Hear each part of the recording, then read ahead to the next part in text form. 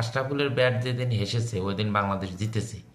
মোহাম্মদ আশরাফুল বাংলাদেশের আশার ফুল। মোহাম্মদ আশরাফুল যখন ক্রিকেট খেলে তখন হয়তো রুবেল ক্রিকেট ব্যাট নিয়ে আপনার মাঠেও যায় না।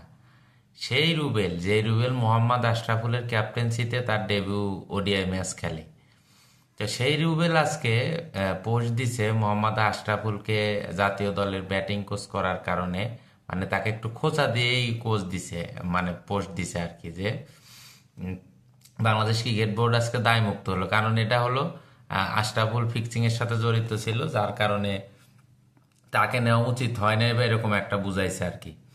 তো রুবেলকে একটা কথা বলতে চাই, রুবেল বাবা, তুমি যখন বাংলাদেশ ক্রিকেট টিম সম্পর্কে জানো না, তখন মোহাম্মদ আশরাফুল সর্বকনিষ্ঠ হিসাবে বাংলাদেশে রেকর্ড করে, যেটা পুরা ওয়ার্ল্ডের রেকর্ড এখন পর্যন্ত মনে হয় এটা রেকর্ড আছে, যে সবচেয়ে কম বয়সে সেঞ্চুরি, 16 বছর বয়সে টেস্টে শ্রীলঙ্কার বিপক্ষে। ওই সময় শ্রীলঙ্কার কারা বলার ছিল জানো?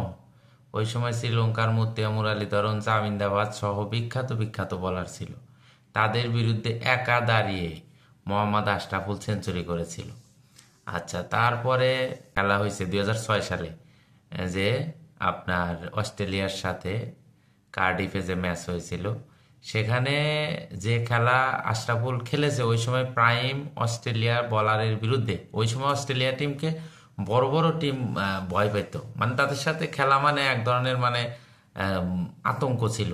তাদের বলার ছিল ব্রেটলি, গিলেস্পি, তারপরে আপনার নাথান ব্রাকেন সহ বড় বড় বলার ছিল, ম্যাকরা।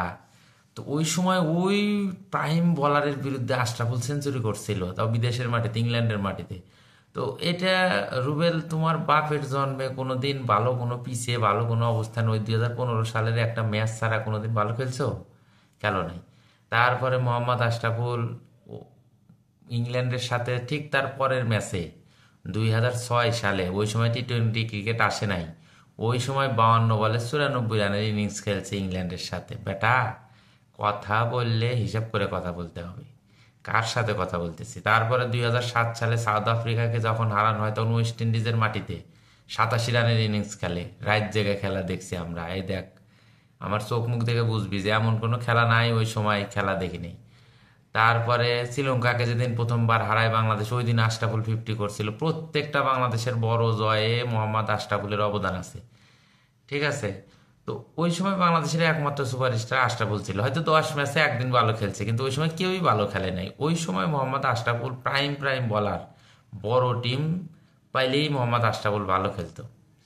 তো ওই মোহাম্মদ আশরাফুল যখন ফিক্সিং কাণ্ডে জড়িত হলো, কি কারণে? এটা মালিকের দোষ ছিল বেশি, আশরাফুলের দোষ ছিল কম। এই জন্য সে গিলটি ফিল করে তার এক সাংবাদিক বন্ধুকে জানাইছিল যে এটা এই ঘটনা।